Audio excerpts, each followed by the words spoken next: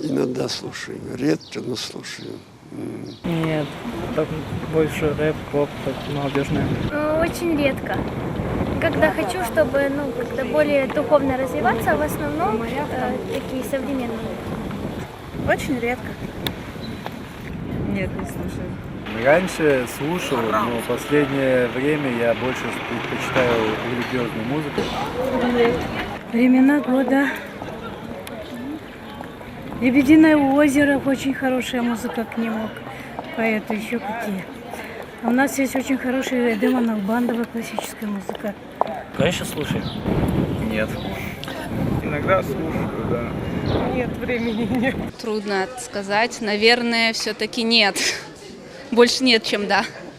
Ну, в силу своей профессии я ее преподаю и регулярно слышу и классическую, ну и симфоническую, само собой, конечно.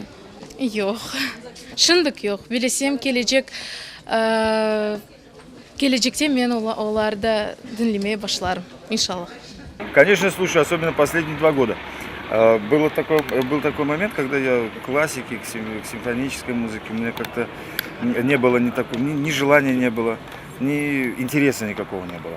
Но после того, как я поступил в КИПУ, у меня оно откуда-то проснулось, и я понять не могу откуда. Вот, и сейчас у меня есть такие вот партии, которые я исполняю с хором КИПУ.